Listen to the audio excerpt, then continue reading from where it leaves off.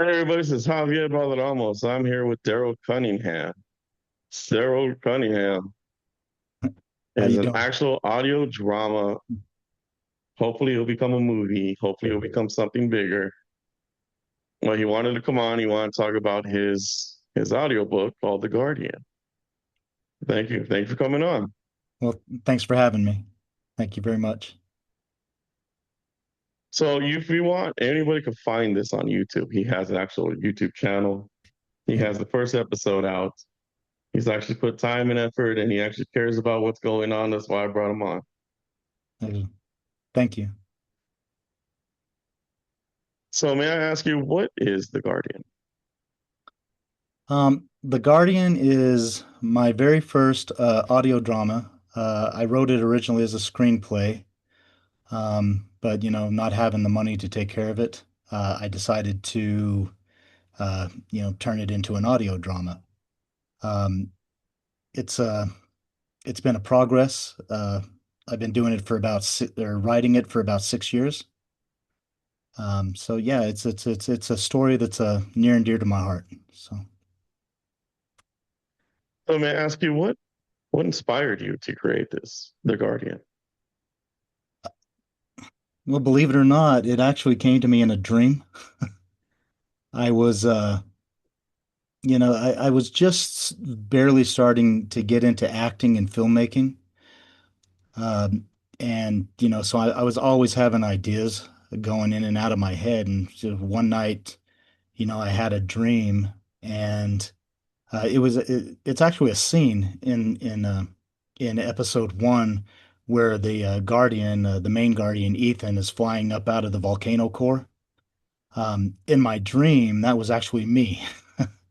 It was It's a yeah, it's based on uh, yourself out in yeah. outer space. So it was a first person perspective. I was in this volcano. I flew out of it, and then suddenly, in my, it switched to like a third person. It was very cinematic, actually.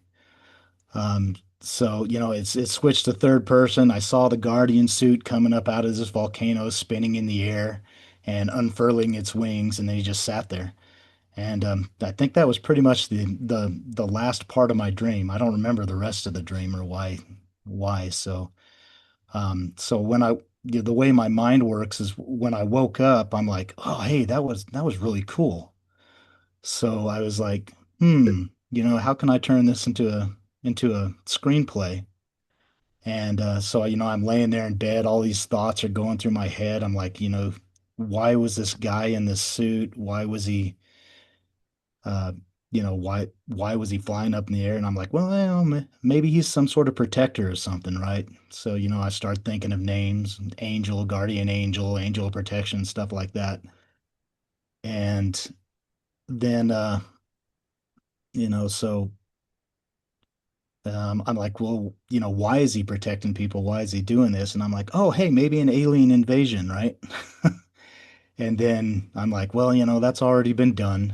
So, I'm like, so, how do I make it different than, what other people are doing? And all this time, I'm still lying in bed, thinking about this stuff. So finally, I get up, go to work, sit down on my computer, open up a Word, Microsoft Word or whatever, and start typing out a script. Um, and that's basically how the idea came to me. Well, may I ask your personal professional background, if you don't mind me asking? Absolutely. I have been working with computers. I'm a software programmer by trade. I started programming when I was about 10 years old on the old TRS-80 computers. I wrote my first video game when I was 10 years old. Um, Joined the Navy. And when I came, I went into the Navy thinking I was going to be a software programmer, which was a completely different thing than what I went in for. Um, and when I got out of the Navy, I started working at a newspaper using Adobe Photoshop. And that was probably almost 30 years ago. So I, worked for a newspaper for a while, quit working for a newspaper. Then I went and started working for a software company. And instead of doing software programming, they hired me and I ended up doing video editing instead for them to put into their software programs.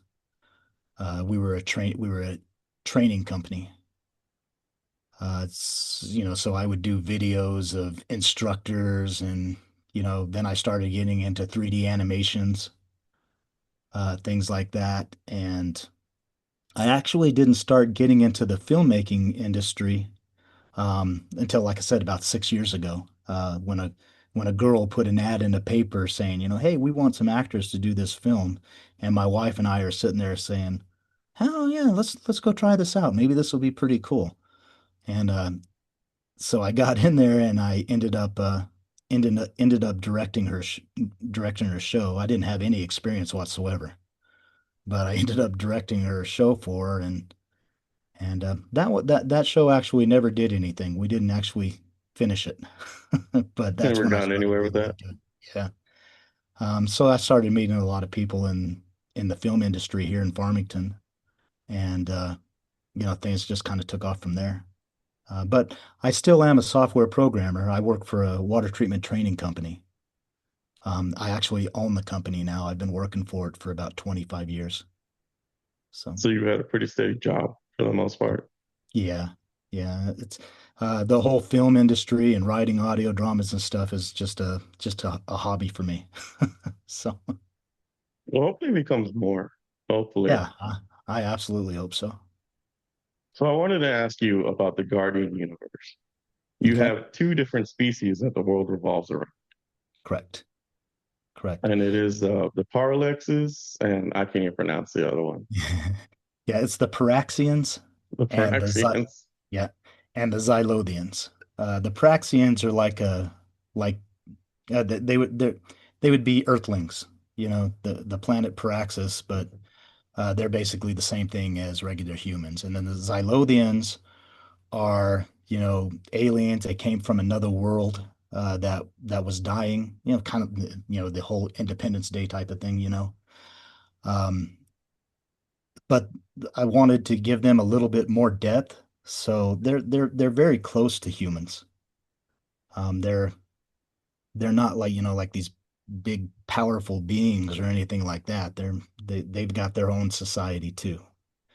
So, they were just fleeing their world. They came to Praxis, and when they actually came there, they didn't come as enemies. They came to actually work with the Praxians and ask them for help to mine some resources so that they could survive and then go on their way. But of course, they get greedy, take too much, and they start destroying the planet. So those are those are the So two. is there anything that's comparable to your story to like other stories? I don't know the answer to that. That's Um, fine.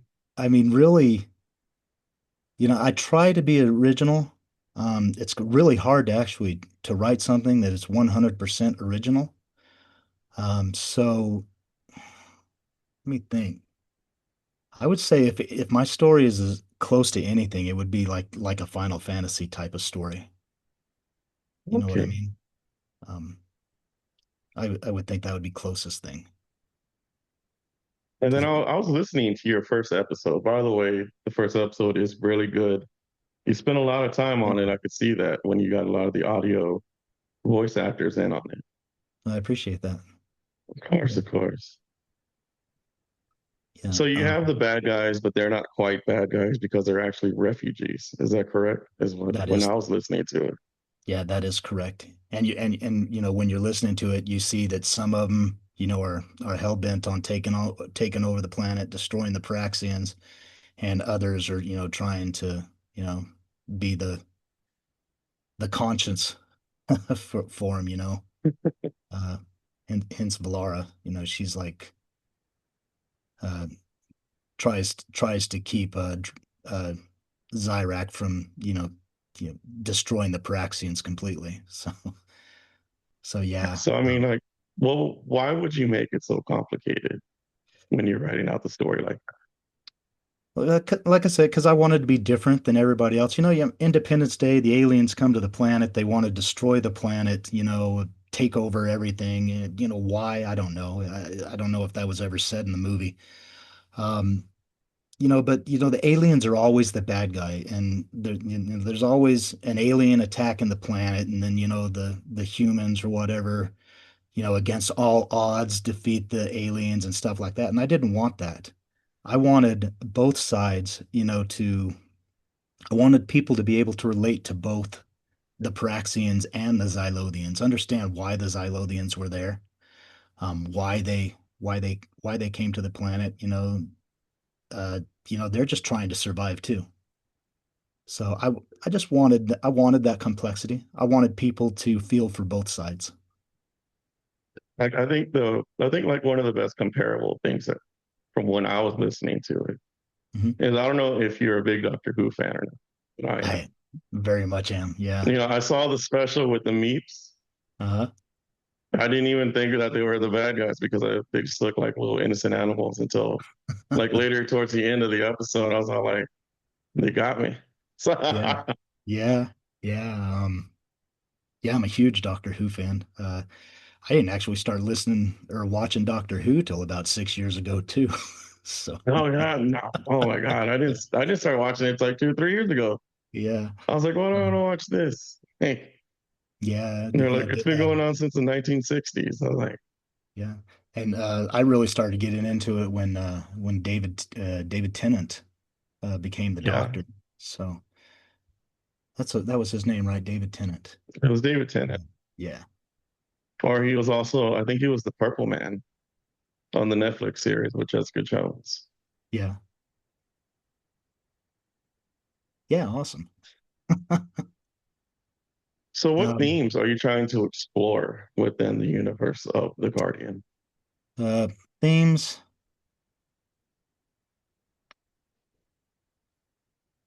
I would say, the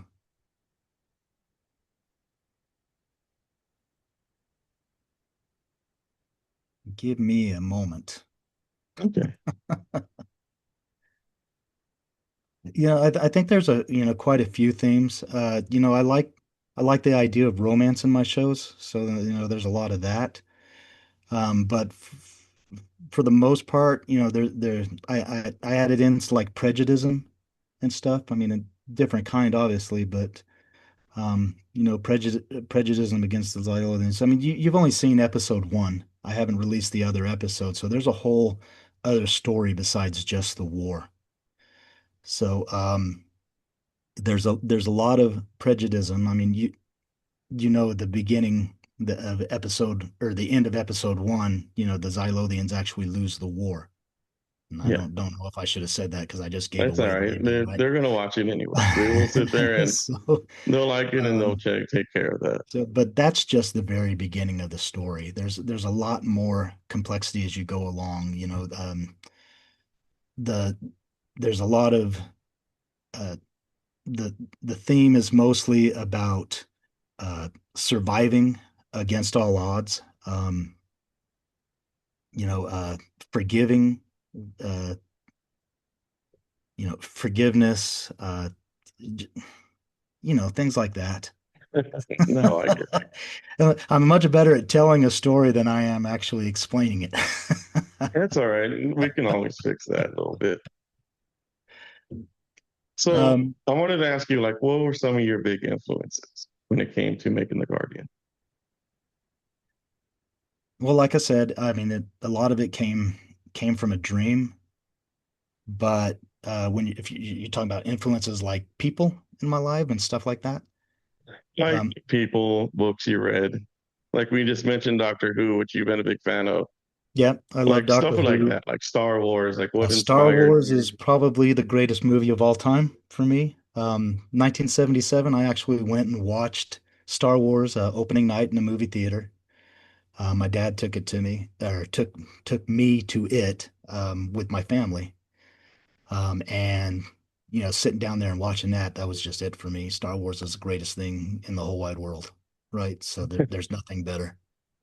And So yes, sci-fi, Star Wars, even Star Trek, I know that's kind of, you know, you're not supposed to be both a Star Trek fan and a Star Wars fan, but I was. Oh yeah, no, that's not too So bad. Like I've yeah, always been a Trekkie, but it's only because of it was always on CBS. It was always like Paramount channels. yeah, Always had Star Trek. yeah. So Yeah, for me, I used to watch the original TV show, with Leonard Nimoy and William Shatner.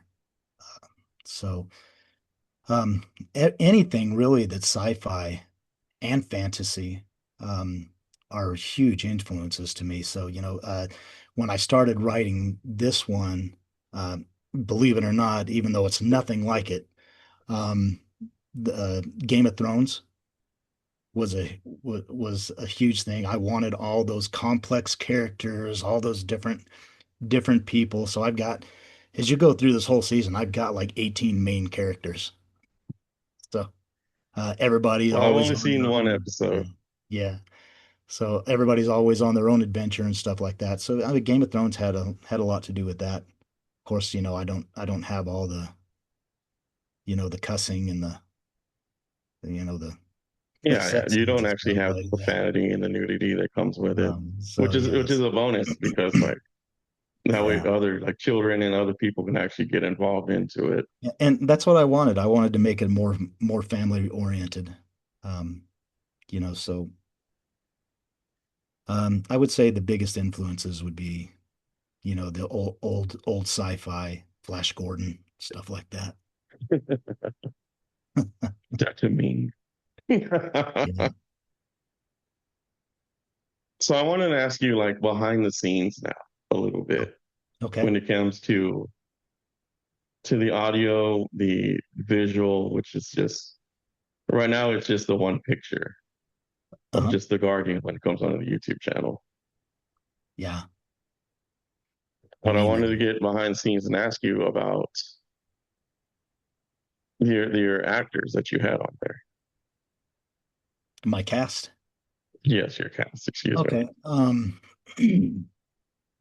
Well, kind of what happened there was like I said, when I finally decided to turn it into an audio drama, I put out a casting call on Facebook. Um, I had a lot of contacts already in the film industry and stuff like that, but I didn't have any money. So I just put out a casting call, told everybody it was a non-paid gig, and you know, uh, to my surprise, a lot of people answered me.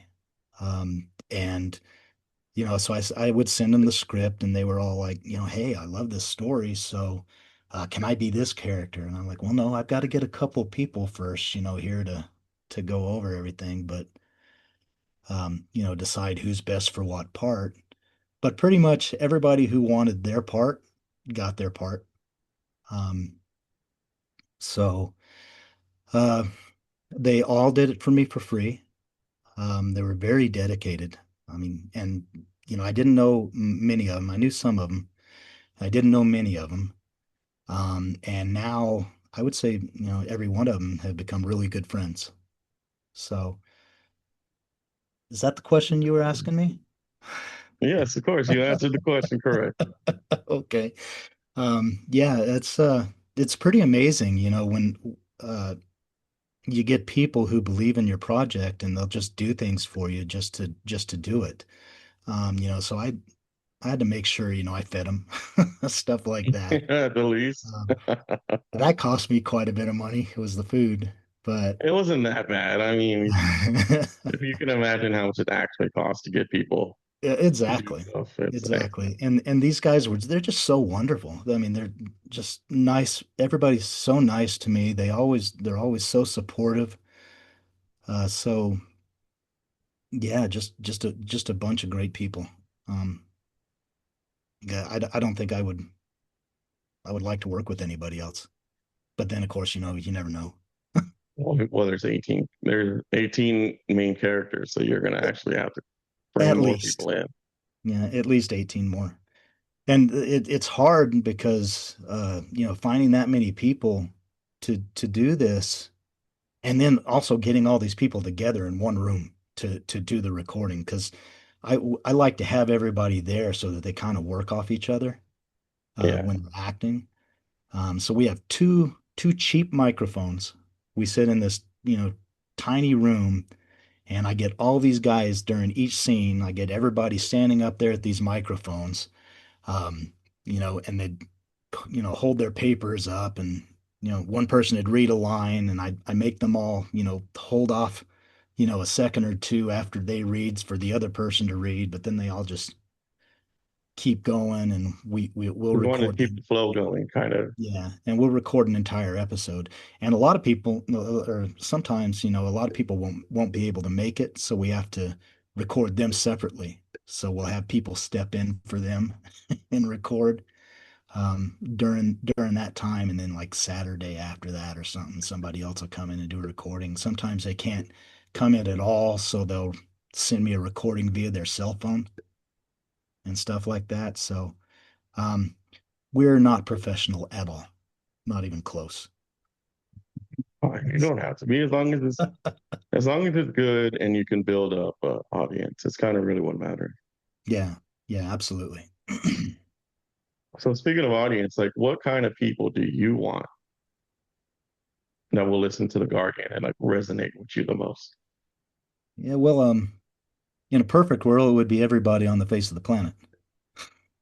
But really, I'm hitting people who like audio dramas, people who love sci-fi, people who love fantasy, uh, people who drive to work, um, in the morning and they need something to listen to, or just like to go to bed at night and listen to audio dramas. Um, the people I think it's going to resonate the most with are going to be, science fiction, fantasy nerds like me. You don't want them to listen to the Guardian to sleep? I don't know. If people are going to sleep to it, I don't know if that means it's boring or nothing, but a lot of times they're going to remember it. So, So I was um, gonna ask you also, like, what can fans expect from beyond the first episode? um, they can expect things to change. Uh, episode one, that's all it was episode one. It was an introduction to the characters. So things going further down the road, things are going to change. They can expect, you know, fights, battles, uh, a little bit of comedy, um, a little bit of tears, and just a whole bunch of surprises. So, and I am already working on a season two. So, Yeah, okay. So is there any way that these people can actually get like a comic book or an animation or a novel or any of that sort when it comes to the Guardian? not yet. I'm working on setting up some Patreon accounts where I will have some behind. I have done a lot of behind the scene recording, with cameras and stuff. So a lot of people will be able to see what we're doing behind the scenes. And most of that I will probably just do it for free because, like I said, I'm not really in this so much for the money as for the story. Um, so for comics, I'm a little bit. I'm not a great graphic artist. Oh, you So don't have to be, but if in it's order to ordering to get those kind of things, I'm probably going to have to hire people to do it for me. So I do plan on doing all that. Putting out some comic strips to go with the audio. Doing some. I'm even planning on doing some other background stories. Like when Dr. Alexander Lincoln actually creates the Guardian suit. I'm planning on doing like a scene for that. And those things I will probably give out most of those for free. okay. So Like you did never thought of like using AI animation? I've thought about it. In fact, I've tried it. And I'm not, uh, I mean, it looks great. It really does, but it never looks the way that I want it to look. Does that make sense? You know, I Yeah, you. type in a prompt, so I want it to do this. I want this type of character, and every time, I do it, it's different. Well, Um, yeah. I mean, it kind of gets very aggravating and difficult if you yeah. just. But it Eventually, comes with trial and error. I can personally tell you. yeah, and eventually it's going to get better. Um, but there's a lot of people out there who look down on stuff like that, and I'm not one of them. I like to use AI in my things. I mean, you can see like the graphic at the beginning that you see on Facebook. You know, that was AI driven. And me going in there in Photoshop and editing a little bit of it. So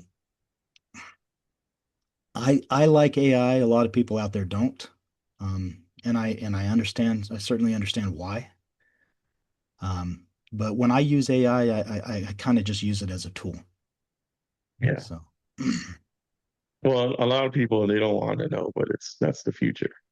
And yeah, that's where technology is going, no I, matter what I anybody says. I agree with you 100%. And I will use it.